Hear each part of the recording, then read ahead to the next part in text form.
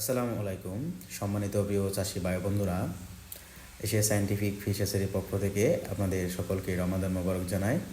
প্রিয় চাষি ভাইরা, আমি আপনাদেরকে আজকে দেখাবো যে আমাদের হ্যাচারির যে নার্সারি পুকুরগুলো থাকে সেই সব পুকুরগুলোর মধ্যে যখন আমাদের মানে পুকুরের মাটিতে যখন গ্যাস হয় তখন আমরা কীভাবে প্রাথমিক উপায়ে কিন্তু আমরা এটা নিধন করি তা আপনাদেরকে আমি আজকে দেখাচ্ছি। আপনারা দেখতে পাচ্ছেন যে দুই প্রান্তে কিন্তু দুইজন রশ্মির মাধ্যমে কিন্তু টানছে। এগুলো কিন্তু শুধু রশ্মি না, এটা মূলত হচ্ছে হয়রা। এটা আমাদের আঞ্চলিক ভাষায় আমরা এটাকে হয়রা বলি। দেখতে পাচ্ছেন, একটু কাছ থেকে দেখায় দেখেন। এই হয়রাটা হচ্ছে যে আমরা এটা পাথরের তৈরি, এটা মুষ্টি মুষ্টি করে এক মুঠির মতন এটা বাজারে কিনতে পাওয়া যায়। আপনাদের এলাকায় হয়তো অন্য নামে পরিচিত, আমাদের এলাকায় এটা হচ্ছে হয়রা নামে পরিচিত পূর্বকাল থেকেই। এটা আমরা রশ্মির মধ্যে কিন্তু তারপর আমরা 3 থেকে 4 ইঞ্চি 3 ইঞ্চির পরপর আর কি আমরা এটা গাঁথি। তারপর কিন্তু এটা অনেক ওজন হয়। তারপর দুই প্রান্তে রশ্মি দিয়ে কিন্তু আমরা টানি, যার ফলে এটা মাটির আপনার মোটামুটি 3.5 থেকে আপনার 4 ইঞ্চি পর্যন্ত কিন্তু এটা গেঁথে যায়।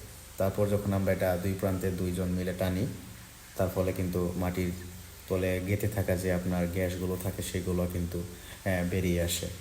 ঠিক আছে, আপনারা অনেকেই জানতে চান ভাই আমাদের ওষুধপত্র ছাড়াই আমরা কিভাবে এটা গ্যাসটা আমরা নিধন করব। আপনারা দেখতে পাচ্ছেন এটা হয়রা বলি।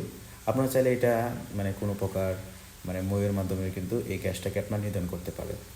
ঠিক আছে, দেখতে পাচ্ছেন এটা মূলত লাগে হচ্ছে বাংলা মাছের ক্ষেত্রে, যেরকম আপনার রুই, কাতল, মৃগেল, হ্যাঁ, এইসব পুকুরে বেশি লাগে। এই আপনার এই যে হয়রাটা বেশি লাগে। আপনি চাইলে আপনার পাবদা, গোলসা, ট্যাংরা, ক্যাটফিশ যাতে যে এগুলো থাকে ওইগুলোতেও কিন্তু গ্যাস হয়, তখন আমরা এই হয়রাটা টানি। ঠিক আছে, আর পাঙ্গাসের ক্ষেত্রে কিন্তু আপনার মইটা বেশি উপযোগী। পাঙ্গাসের ক্ষেত্রে মইটা খুবই উপযোগী। তো ভাবলাম যে এটা আপনাদের উপকারে আসতে পারে, সেজন্য আর কি ভিডিওটা করা। তো আমার এটা নতুন চ্যানেল, আপনার যদি ভিডিওটা ভালো লেগে থাকে তো আপনারা আমার চ্যানেলটিকে সাবস্ক্রাইব করে দেবেন, একটা লাইক করে দেবেন। পরবর্তীতে অন্য উপকারমূলক ভিডিও আমি নিয়ে আসবো আপনাদের কাছে। ততক্ষণে সবাই ভালো থাকবেন, সুস্থ থাকবেন। আসসালামু আলাইকুম।